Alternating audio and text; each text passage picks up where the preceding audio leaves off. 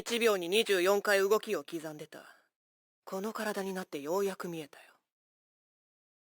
この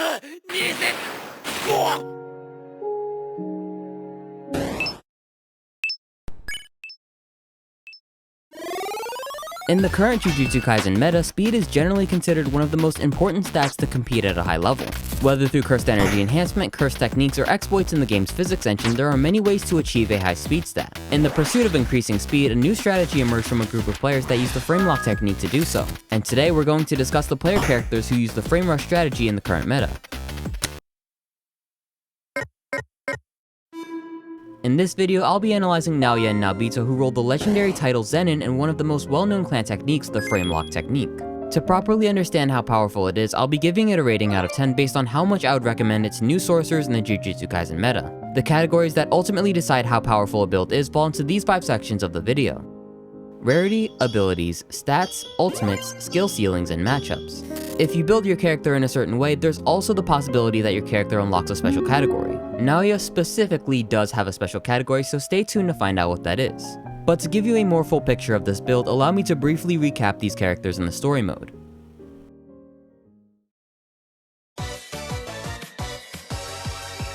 Alright, the first thing we need to do is get a better idea of how these two players actually operated in the Jujutsu Kaisen story mode. Firstly, we should talk about Naobito Zenin, who was never actually a player and instead an NPC who was given sorcerer traits. He doesn't play a particularly massive role in the story mode, having only shown up in the new min-max player story, a boss fight against the water spirit, and upgrading Megami to guild leader after his passing in said boss fight. The second frame rush player we know about is Bubble Pop-elect Zenin Naoya. He is currently extremely well known in the story mode due to his addition in the Season 3 patch update. We first get to see him in a cutscene with the Hemomancer, Soul Striker, and Queen's Vessel build. Immediately after the boss fight ends with the Soul Striker and Queen's Vessel, we're thrown into a boss fight between the Frame Lock build and the Hemomancer. After using the ultimate move Blood Sea, we soon defeat Zenin Naoya in this boss fight. And we also do get immediately one-tapped by the Queen's Vessel player, but that's besides the point, so stop getting distracted. The next time we see the frame lock build is in the boss fight between the new min-max player and the entire Zenin guild. After most of the members have been eliminated, he uses the extent of his kit to take out Maki. He unfortunately comes up short in the end and eats an extremely gnarly parry from the new min-max player, which, as I'm sure you guessed, immediately brings the boss fight to a close. However, he does end up surviving this encounter, meaning that we'll likely get a— oh, no, I forgot. He actually gets no diff by Maki's mom while he was on red health. Okay, I guess he won't be getting another boss fight in the Season 4 update. For most clan lock techniques like frame lock, I typically give them a legendary rarity. To be a legendary rarity, you have to be classified as a base epic technique, but have the added condition to having to roll a legendary title. Having that barrier of entry to a battle-focused or design technique is what defines it as legendary. The frame lock build not only provides a lot of utility for combat, but also gives you a way to punish players who allow you to get too close.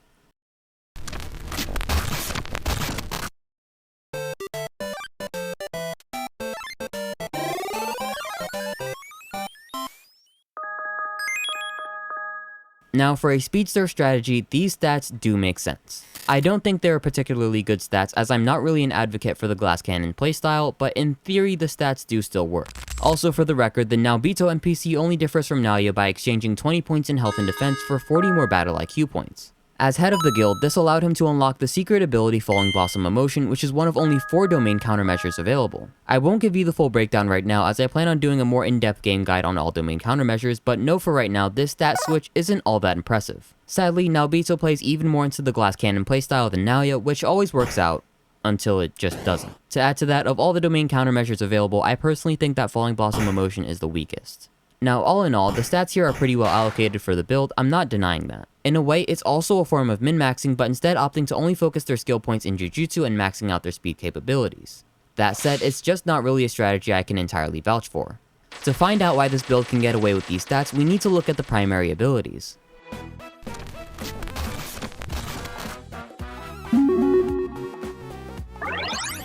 Cursed Energy Reinforcement is a basic function of any players who go down the Jujutsu skill tree. You simply hold down right trigger to guard or attack using Cursed Energy. It's a simple but fundamental ability that most of you already understand at this point. In all honesty, while it's useful in every aspect of sorcery, in the projection kit it's particularly hard to manage. Just constantly holding down this ability is going to drain your cursed energy too much, so it's generally not suggested. But on the other hand, it's also extremely hard to be precise with this ability while using the frame rush strategy. Still a useful ability, but it's going to require more skill for this kit. The primary ability Projection Sorcery in Jujutsu Kaisen works as follows. Firstly, when a frame lock player presses E, the game will start drawing out a line of 24 frames in front of them that will change based on how the player turns, jumps, or crouches in the timeline. The player will then move through these preset frames, and so long as they don't stray from the path, they can condense the time it would take to perform each one of these 24 moves into a singular second of time. It's also important to keep in mind that this technique can enhance what you're physically capable of, but paths that excessively ignore physics will result in a frame lock. A frame lock will occur if the player fails to move through these frames after they've been designated, or if they move through them incorrectly at any point. They are then punished by being locked in the tick that the incorrect movement was performed on. And this primary ability as a whole only has about 0.7 seconds of cooldown. Now on the surface, does this sound overpowered? Yes. You can effectively make 24 separate moves in the time it takes for your opponent to make even maybe one. I'll get into this more in the skill ceiling section, but the reason why this isn't as overpowered as it sounds is because it's extremely hard to use precisely without violating that preset path. The best way to use this ability is not actually in hand-to-hand combat but in large sprints, which is the basis for the frame rush strategy. Of course, that and the next primary ability. The primary ability Freeze Tag is not actually even a debuff to the enemy like most players believe. What Freeze Tag actually does is extend the frame lock curse technique to the player's opponent when physical contact is made.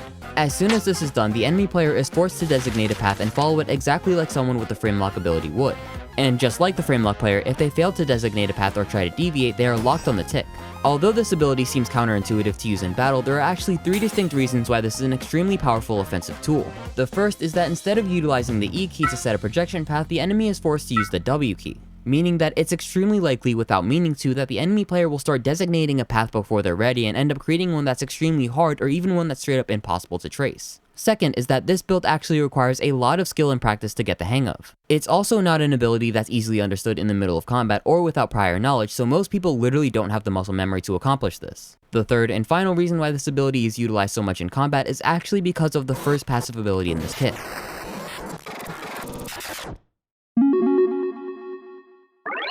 When a person is frozen for any reason via the frame lock technique, it immediately assigns them the frame properties passive ability. There are a few, but really only 2 main properties that are important. Firstly, frame weight changes the opponent's weight to that of a singular piece of paper. Secondly, and most importantly, frame break, which returns the person back to their normal state when the frame is shattered. When done so by any damaging attack, the enemy or player themselves will receive 2 times the damage of whatever struck them. Prodigy is honestly an ability that's kind of fudged with this kit. In most circumstances, you'll unlock this ability by achieving a high fundamental Jujutsu-based knowledge and having a talent for Jujutsu itself. This will then give you the Prodigy window where you'll get small explainers about things you might not entirely understand at first sight. For any clan family member with a decently strong technique, this prerequisite is completely erased and they just kind of beam all the relevant knowledge into your head as a low-level player. Speed Stack is a passive ability that allows a player to re-add physics to their character after using projection. Normally, the way Projection Sorcery works would completely nullify any speed gain since you're moving in precise bursts. Speed Stack allows you to press the E key at the end of the line formation to indicate that you wish to conserve momentum. Surprisingly enough, this ability stacks infinitely with the only limiting factor being your terminal velocity, which terminal velocity can change depending on many factors. Naturally, like most things in Jujutsu Kaisen, a basic melee attack can increase depending on your speed, and under the right circumstances, you can achieve one of the highest physical damage numbers in the game. However, if you aren't careful, you might accidentally fly right into the fucking source dude. What are you doing here? Get back to your universe. Anywho, I would like to thank the beautiful channel members as well as you guys for watching this video so far in. I would also like to give a warm welcome to 495 and 496 for joining our ranks. I always try to make a point of this because it's literally true, but I can only keep these videos coming so long as you guys help this channel grow. How well these videos do a big role in if I can keep making them, so likes, comments, and subs are always appreciated. Today, we don't actually have any shop items. Instead, I want to ask you guys a question. Would you guys like an actual game shop where you can buy merch with the JJK pixel art on it? Let me know if that's something you'd be interested in, because I think it would be a lovely way to support this channel, and also you get something out of it too. Also, if you don't know already, my light novel Lost Genesis officially has an advanced read copy. If you're interested on my take of an anime-like story, feel free to join the Discord and snag yourself a free copy. Trust that the full version will also be on the game shop when it releases if reading digital isn't your thing. Also, we have our first official fan art feature. If you want your fan art featured, then also feel free to join the Discord. Anywho, you got a video to get back to.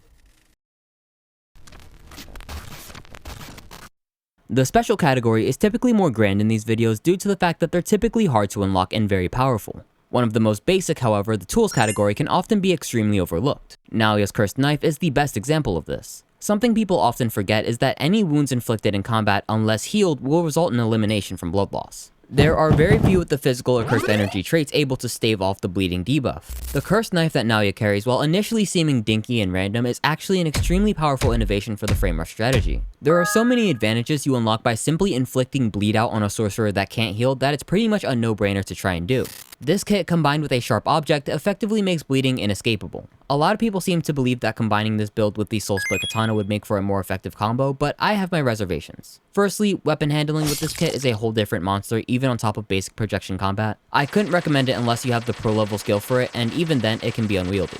The knife honestly just works a lot better in the circumstance due to the easy crafting recipe, weapon handling of just 4, and how easy it is to conceal. It takes almost no extra training and turns all of your encounters with non-healing sorcerers into easy XP farming basically.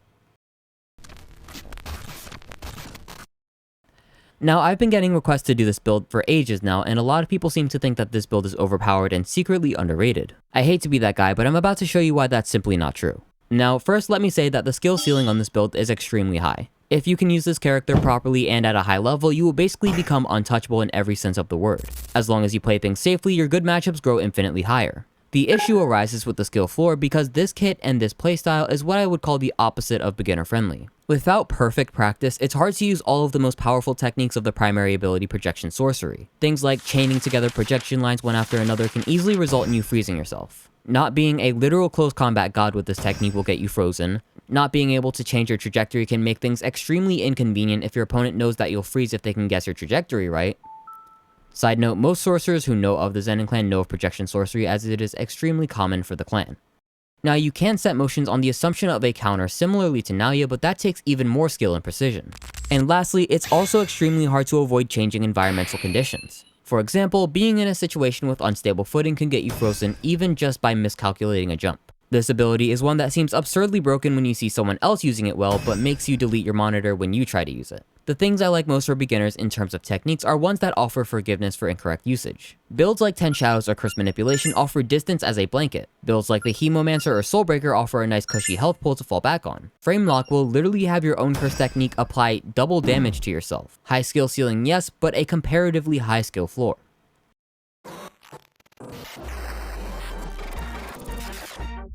Similarly to the Necromancer build, but for completely different reasons, the Framelock build is really weak early game. Like I said before, you need to be a jaded vet of the frame rush strategy to be able to successfully pull off this build. Since you will need a lot of time to pull this off, you'll want a lot of time without combat in game, which to be fair as a legendary title holder is very possible. You do get Prodigy, which will speed up your training process, but a lot of the mastery of Framelock comes down to skill, reaction, and muscle memory. Now hypothetically, if you reach that level of mastery, you suddenly jump way ahead of the sorcerer talent curve. Your matchups look really good on the majority of the player base except for 2 specific kinds of sorcerer. Any sorcerer that can match your speed stat and players that can change environments. Players like the Hemomancer who can cast a massive blood wave, the creative mode build who can pull you in regardless of distance, or the King of Curses player who can freely destroy terrain will pose a threat to your ability to consistently land projection sorcery. Players that can keep up with your speed stat will also pose a significant issue because it's really all you have going for you. The min-max player who has better perception and comparable speed only needed to use those 2 stats in tandem to land a one-hit KO on this build. Like I said, glass cannon strategies aren't typically my recommendation. Now, based on my categories, how would I rate this build for beginner Jujutsu Kaisen players? Alright, Naoya fans, buckle your seatbelts because this one's about to piss the holy moly Kaduki off of you. 2 out of 10, at best. Even if I say I'm rating it for pro players, the best you're going to get out of me is a 6 out of 10. Don't get me wrong, it's not a crime to play using the Framelock build. In fact, it's one of the most rewarding abilities in the game to master, but also realize that this build will literally punish you for not just being bad at the game, but for not being perfect. It won't just put you in a bad position, but instead guarantee a lock and a critical strike.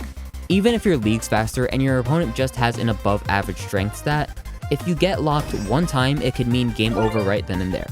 And that lock can come in the form of literally a stray rock striking you on the dome. It also gets worse when you realize that the heavenly restriction of physical prowess is the exact same rarity. Hell, even 10 Shadows is. If you do just happen to roll this technique, it is far from garbage. In fact, a skilled player could easily crack top 10 on the leaderboard. The issue is just that you have to put a lot of in-game hours on a build that can put you at the high end of first grade players at the very best. Listen, just because you watch the top scoring players doesn't mean you understand what makes them strong. The one who understands them is me. But to be clear, I myself am not a top tier player.